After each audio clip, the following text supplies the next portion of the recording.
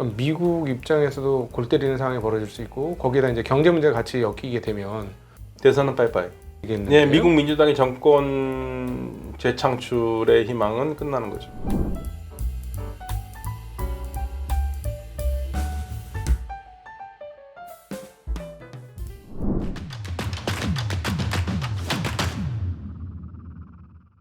그럼 이란 입장에서는 지금 이 상황에서 최선은 헤즈볼라 선에서 정리가 되는 게 좋겠네요. 이란 최선의 입장은 지금 무조건 휴전이죠. 그러니까 헤즈볼라의 예. 선에서 휴전. 예, 휴전. 더 무조건 들어오면은 휴전. 그러면서 전체적으로 다 휴전. 우리도 안 할 테니까 휴전하자. 가자도 휴전. 네. 예, 레바논도 휴전. 근데 적어도 일단 가자라도 휴전. 네. 그게 이제 이란으로서는 체면이 살죠. 근데 그 쉽지 않은 어떤 트랩에 빠졌다고 느껴지는 게 분명히 이란이 미사일 공격하기 전에 미국이 허튼 일 하지 마라.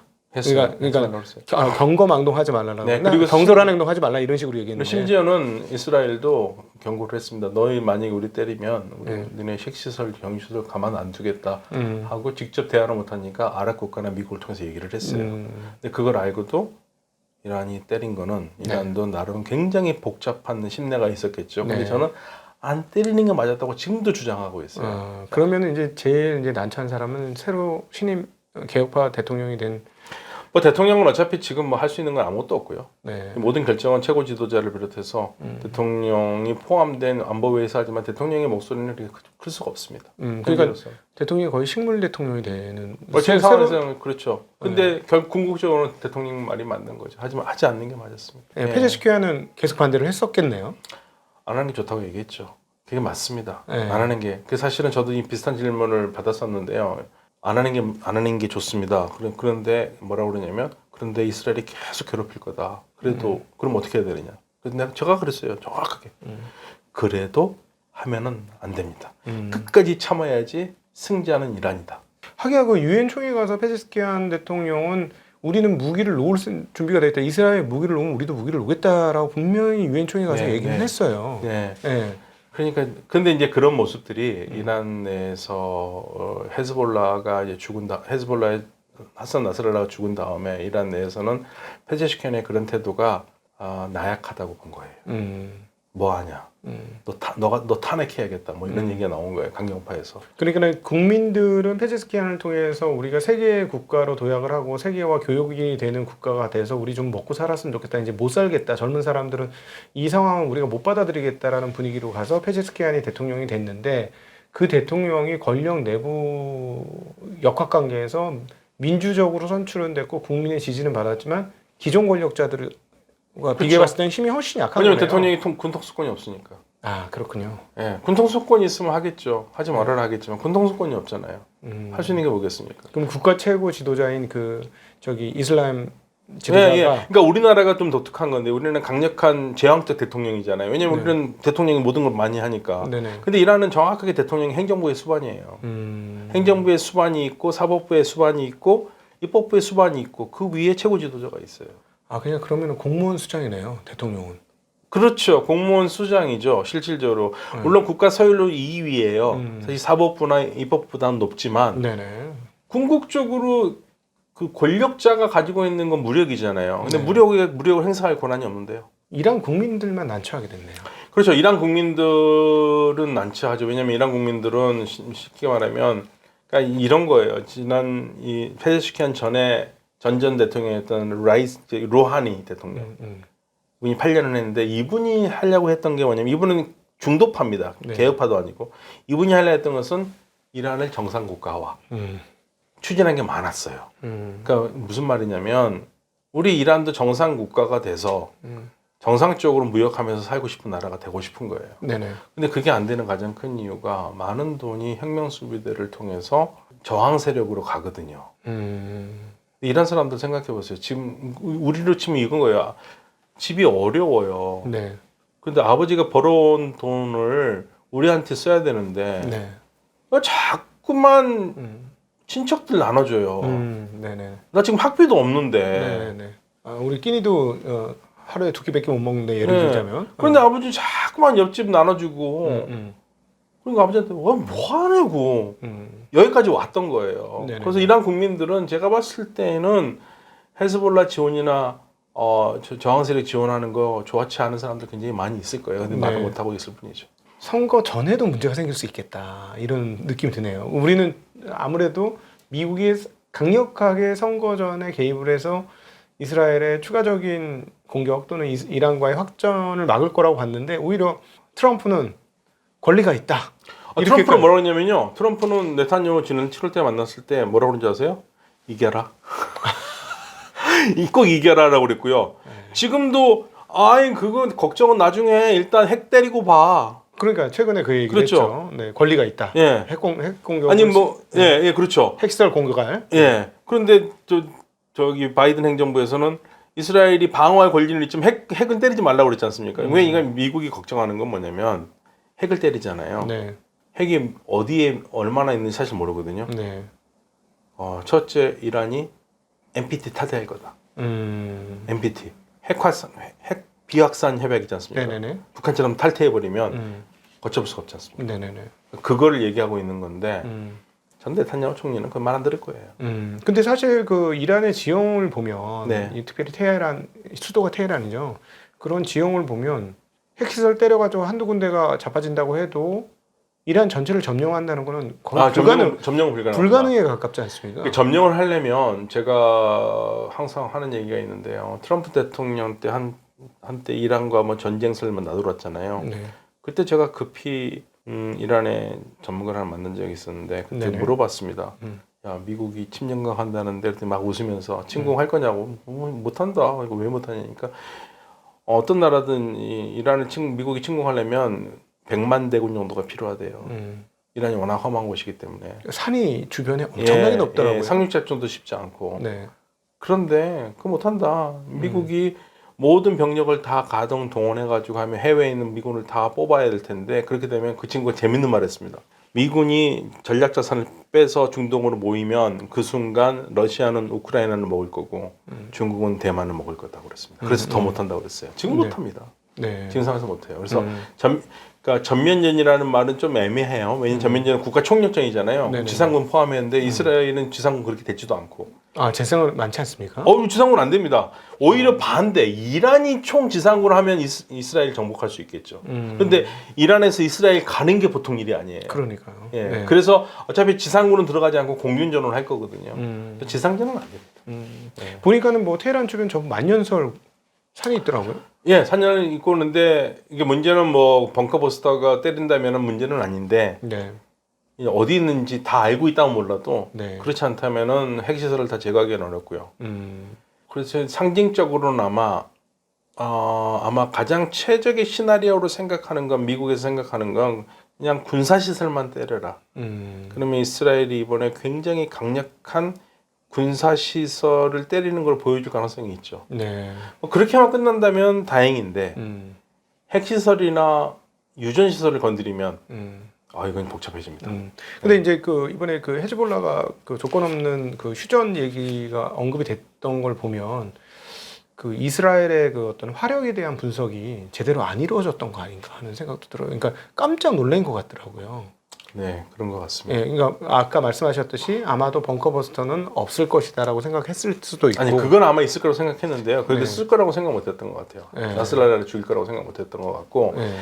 그 다음에 지금 의외로 헤즈볼라가 약한 모습을 보인 거는 저는 그 삐삐 공격이 굉장히 치명적이었던 것 같아요. 삐삐 공격 3,000명 정도가 부상을 당했잖아요. 네. 300명이 죽고. 네.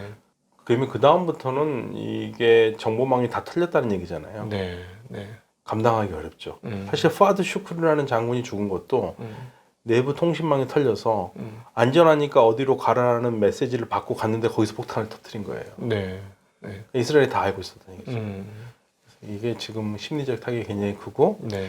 중간 간부라든지 하급 간부들은 살아 있어서 유지는 되겠지만 최상부는 지금 다 제거됐고 그러면 아무래도 조직을 빨리 움직이기 쉽지 않겠죠. 네. 이스라엘이 헤즈볼라가 가지고 있는 모든 무기를 파괴하기는 어렵겠지만 지금 뭐 얘기 나온 거는 적어도 반은 파괴했다는 얘기가 나오고 있거든요. 헤즈볼라로서는 더 하기가 어렵고 이란도 지금 어떻게 도와주기 어려운 게 지금 언론에서 많이 보도를 안 해서 그러는데 지금 시리아 쪽을 많이 때리고 있거든요. 네네. 어디를 때리냐면 이란 혁명수비대에 관련된 모든 거점을 다 때리고 있어요. 그렇게 되면 더 이상 이란에서 시리아를 통해서 레바논으로 가는 무기 통로는 다 막아버린 거예요. 증강이 안 되죠. 그러니까 그 이스라엘의 정보망이 워낙에 정확해서 지금 뭐랄까 맥점들을 다 지금 네. 제거를 하고 있다라는 네, 거고. 네, 네. 예, 그다음에 이제 사실 그 삐삐 폭탄이 참 이건 무슨 영화도 아니고 정말 너무나 깜짝 놀랄 그렇죠, 만한 그렇죠. 진짜 야, 그러니까 우리가 보는 사람도 놀라는데 당한 사람은 더 놀랬죠. 이런 일이 가능하구나. 무슨 네. 미션 임파서블도 아니고. 그래. 그러니까 결국- 제가 봤을 때는 헤즈볼라가 2006년에 사실 2006년에 이스라엘이 진 거는 아니에요. 피해 상황만 보면 네. 헤즈볼라하고 레바논이 어마어마하게 피해를 당했거든요. 그런데 네. 결국에는 이스라엘 군이 121명이나 죽었고 음, 소기의 목적을 달성하지 못했기 때문에 헤즈볼라의 승리로 얘기를 하고 있는데 그 승리 이후에 헤즈볼라가 이스라엘을 너무 얕본 게 아닌가라는 생각도 들어요. 네. 예, 그래서 자신만만했거든요. 우리가 이스라엘 얘기할 때마다 이란 쪽에서는 2006년 전쟁을 봐라. 이스라엘 안 된다. 이 얘기를 다 했었고 네네. 헤즈볼라를 어떤 면에서는 좀 필요 이상으로 과대평가를 한 부분도 있고 네. 이스라엘을 너무 과소평가한 부분이 있는 것 같습니다. 사실 그 삐삐는 결국 전보망이니까 그걸 갖고 있었던 사람은 핵심 요원일 수밖에 없을 터이고 그렇죠. 뭐 3천 명이 다쳤다면 거의 핵심 멤버 거의 전원이 당했다는 얘기나 마찬가지잖아요. 근데 이 어떤 부상도 보통 부상은 아니거든요. 그러니까 눈 부상 대부분 그걸 거 아니에요. 눈 부상만 됐겠습니까? 이란 레바논 대사는 눈을 실명했고요. 네. 근데 보통 삐삐를 이렇게 보다가 터지기도 하지만 네. 주머니에 있으면서 터지기도 하잖아요. 네네네. 그럼 주머니에 터지면 남성의 중심 부위 다 날아간 사람도 네. 있고요. 네.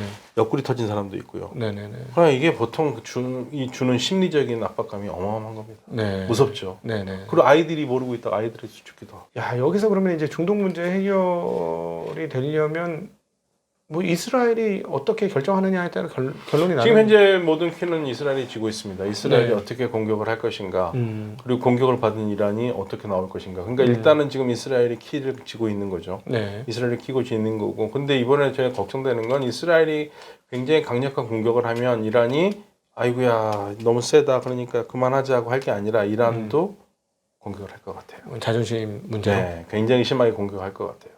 그냥 끝날 것 같지는 않다는 생각이 들어요. 예. 근데 우리가 이제 옆에서 보면 전력 차이가 너무 난다. 별 차이 나죠. 왜냐하면 일단 가장 큰 전력 차이는 공군력이에요. 네. 미사일은 서로 비슷하다고 할 수 있지만, 네. 근데 방어책이 더 틀리잖아요. 그렇죠. 이스라엘은 일단 5세대 전투기가 있지 않습니까? 네네. 예, 네. F-35, F-22. 네.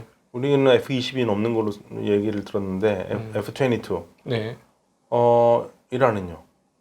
없어요. 네. 그래서 러시아에게 요구했던 게 4.5세대 수호의 35를 요구한 거거든요. 네. 근데 이번에 줬다는 얘기가 있습니다. 그 수호의가 지금 이란에 들어왔다는 얘기가 있어요. 최근에 지금 급박한 상황 속에서 러시아가 이란에게 방공망을 제공했다는 얘기 있거든요. S-400과 대공 방어망. 그러니까 네. 러시아판 사드요. S400이 S-400이 있고 그다음에 Su-35를 들어왔다는 얘기가 있는데 그게 어느 정도 막을 수 있을지 모르겠어요. 네. 그러니까 공군력에서 확실히 차이가 나요. 음. 그러니까 지금 모든 국가들이 이스라엘의 속수무책인 거는 헤즈볼라 공군 없잖아요. 네. 하마스 공군 없잖아요. 음. 그러니까 이스라엘과 공군이 안 되는 거예요. 네. 근데 이란도 공군력이 약하거든요. 그래서 이스라엘의 미사일이나 이런 걸 어떻게 막을 것인가 이게 문제죠. 지상병력을 하면 당연히 이란은 많죠. 근데 지상병력을 가서 투입할 수 있는 옆나라가 아니기 때문에 이게 쉽지가 않습니다. 그렇죠. 서로 간에 지상전으로 어딘가를 점령할 상황은 서로 아닌 거니까 지금 상황. 할 수가 없습니다. 그러니까 옆에서 보면 전력 차이가 이렇게 나는데 그러면 싸우지 않는 게 최선인데. 그러니까 제 말이 싸우지 않는 게 최선이다. 예, 싸우지 않는 게 최선이고 네. 참는 게 최선인데 그걸 못 참은 거죠. 그런데 이제 이렇게 한번 그 이스라엘 워라는 버튼을 눌렀기 때문에 저희 이제 투자자들 입장에서 봤을 땐 대선 전이냐 후냐 이게 되게 중요한데 그게 이제 후가 된다는 보장이 전혀 없군요. 지금 가장 급박한 거는요. 이스라엘은 지금 신년이거든요. 신년. 예. 네. 신년 10월 2일에 신년이 시작됐습니다. 그러니까 이스라엘 달력은 우리처럼 음력을 써요. 네네네. 우리는 지금 더 이상 음력 안 쓰지만. 네. 그래서 태음태양력을 쓰기 때문에 이게 항상 달라지거든요. 19년에 네. 7번 윤달을 넣는. 네. 그런데 신년 명절이 2일부터 4일까지고 더 중요한 거는 지금 10일째 되는 날. 신년 10일이 속죄의 날입니다. 욤키푸르. 속죄의 날 하루 종일 단식하는 날이에요. 네. 요 욤키푸르가 신년 10일째 되는 날인데 네. 왜 이날 하루 종일 단식하냐면 이스라엘 사람들은 신년이 되면 즐기기도 하지만 이전 해에 내가 마음에 상처를 주었던 사람들을 일일이 다다니면서 용서를 구해야 돼요. 네. 그런데 다 구할 수가 없지 않습니까? 네. 용서를 구하지 않으면 하늘에 있는 내 이름이 적힌 책에서 이름이 지워진다고 생각하기 때문에 그래서 10일째 되는 날은 하루 종일 단식을 해요. 네. 그래서 쉽게 말하면 내가 기억 못한 사람들을 퉁치는 겁니다. 이거. 네네. 그래서 속죄의 날 단식이거든요. 이게 11일이에요. 오늘. 오늘이 10일이죠. 네. 내일이에요. 네. 그러면 내일 끝날 때 공격할 가능성이 있어요. 음. 지금 나오는 게 네네. 11일 우리보다 6시간 느리니까 보통 일몰이 끝나니까 네. 일몰에 끝난다 치면은 우리 시간으로 12일 자정 넘어서 아니 10일에서 12일 넘어가는 거 10일 네. 새벽쯤에 공격할 가능성이 있죠. 그럼 그 공격이라는 게 레바논 쪽으로 가는 겁니까? 아니요. 아니면 이란? 그러니까 영공을 통과하는 거를 못하게 한다. 네. 이스라엘이 그러면 탄도미사일 쓸 가능성이 있어요. 굉장히 높게 가가지고 네. 비행기에 영향 안 주고 가가지고 떨어지는. 그래서 뭐 제가 오늘 만난 군사 전문가는 제리코 2과 3의 탄도미사일을 써서 테헤란의 군사기지를 때릴 가능성이 있다. 네. 어마어마한 충격이 클 거다. 그리고 모르겠습니다. 암살까지 할지. 굉장히 이란이 깜짝 놀랄 공격을 하겠다고 얘기를 했거든요. 네. 그래서 공격할 가능성은 저는 100%라고 봐요. 공격은 100%예요. 근데 시점이 아마도 우리 시간으로 12일 새벽이 되지 않을까. 예, 그렇게 지금 보는 게 맞을 것 같아요. 네. 그러면 이 문제가 이제 본격적으로 시작이 되는 거네요. 그렇죠. 하필이면 12일이 토요일이죠. 네. 장 안 열릴 때네요. 그냥 유가가 안 떨어지더라고요. 제가 그래서 우리는 이 문제 정확히 알 수 없다. 네. 어떻게 알겠냐. 근데 우리는 유가를 건드리는 사람들이 이 부분에 가장 민감하게 대응할 테니 유가 보자 하는데 쭉 올랐다가 살짝 떨어지다 말더라고요. 그래서 아 이거 해결된 거 아니다. 네. 그 석유 시설 때린다면 아바단 생산 시설 아니면 카르그 저장 시설인데요. 네. 카르그가 하루에 석유 수출 단지거든요. 네네. 석유를 이렇게 모아서 섬에 수출하는 있는 거. 섬이라는 네, 섬 카르그 네. 섬입니다. 네네네. 섬 이름이 카르그인데요. 네. 이 카르그의 하루에 처리량이 500만 배럴이고요. 저장량이 2천만 배럴이에요. 네. 세계에서 가장 큰 터미널 중에 하나거든요. 네. 여기 때린다는 얘기가 있었어요. 그럼 뭐 이란이 하루에 300만 배럴 수출한다 뭐 이런 얘기했는데 거의 다 거기서 나온다는 네, 거예요. 그렇다고 봐야죠. 진짜 중국으로 간다고 봐야죠. 어. 그러니까 뭐 세계가 이란 석유 안 쓰니까 괜찮다고 생각하면 오산이잖아요. 그렇죠. 예. 네. 그렇죠.